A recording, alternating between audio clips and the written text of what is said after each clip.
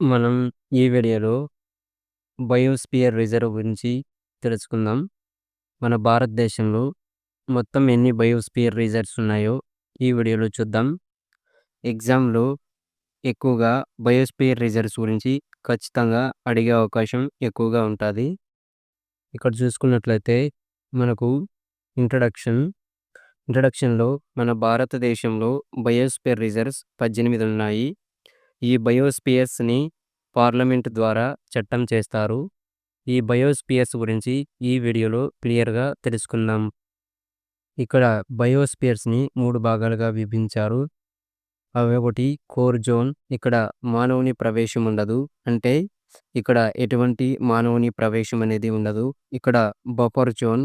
ఇక్కడ buffer zone చూసుకున్నట్లయితే పరిశోధన రీత్యా శాస్త్రవేత్తలకు మాత్రమే కొద్దిగా ప్రవేశం ఉంటుంది.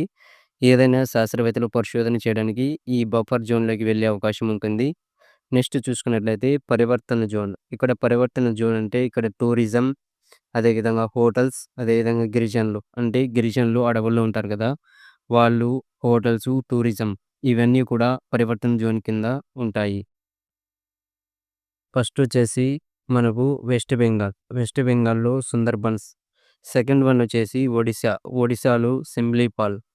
థర్డ్ వన్ వచ్చేసి ఆంధ్రప్రదేశ్. ఆంధ్రప్రదేశ్‌లో శేషాచలం. ఈ శేషాచలం అనేది ఇక్కడ కర్నూలు ప్లస్ చిత్తూరు డిస్ట్రిక్ట్‌లలో ఇది శేషాచలం అనేది విస్తరించి ఉంది. మనకు నెక్స్ట్ వన్ వచ్చేసి తమిళనాడు. తమిళనాడులో మనకు నీలగిరి, తర్వాత గల్ఫ్ ఆఫ్ మన్నార్. తమిళనాడులో 2 బయోస్పియర్ రిజర్వ్స్ ఉన్నాయి.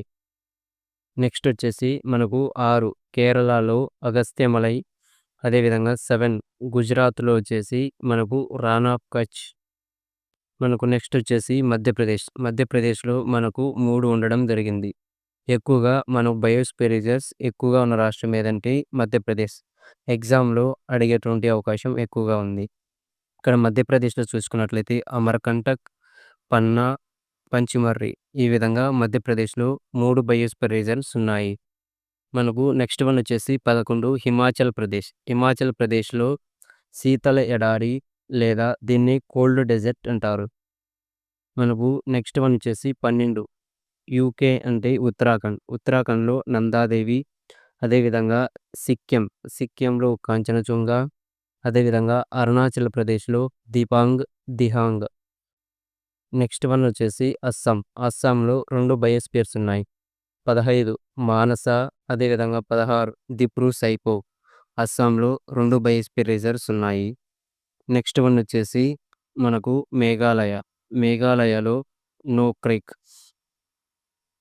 నెక్స్ట్ వచ్చేసి లాస్ట్ వన్ 18 అండమాన్ నికోబార్ దీవులు. ఇక్కడ వచ్చేసి గ్రేట్ నికోబార్ బయోస్పియర్ రిజర్వ్. దీంతో బయోస్పియర్ రిజర్వ్స్ కంప్లీట్ అవ్వడం జరిగింది. బయోస్పియర్ రిజర్వ్స్ గురించి ఎగ్జామ్‌లో అడిగేటువంటి మరికొన్ని ఇంపార్టెంట్ బిట్స్ గురించి చూద్దాం. ముఖ్యంగా చూసుకున్నట్లయితే ఇక్కడ మొదటగా గుర్తించిన బయోస్పియర్ రిజర్వ్ వచ్చేసి మనకు నీలగిరి. ఇది తమిళనాడులో ఉంది ఎక్కువ మొత్తంలో. కానీ నీలగిరి అనేది తమిళనాడు, కర్ణాటక, కేరళ ఈ 3 రాష్ట్రాలలో విస్తరించింది. కానీ ఎక్కువ మొత్తంలో మనకు నీలగిరిలో విస్తరించి ఉంది. దీన్ని మొట్టమొదటిసారిగా 1986 ఆగస్టు 25న ఈ బయోస్పియర్ రిజర్వ్‌ని గుర్తించడం జరిగింది. మనకొచ్చేసి అదేవిధంగా ఎగ్జామ్‌లో అడుగుతుంది వేరే విధంగా ఏ విధంగా అడగొచ్చంటే మనకు బయోస్పియర్‌లో అతిపెద్ద బయోస్పియర్ ఏదంటే మనకు రాన్ ఆఫ్ కచ్‌గా చెప్పవచ్చు. ఇది గుజరాత్‌లో ఉంది. దీని విస్తీర్ణం వచ్చేసి 12,454 చదరపు కిలోమీటర్లు. అదేవిధంగా మనకు చిన్న బయోస్పియర్.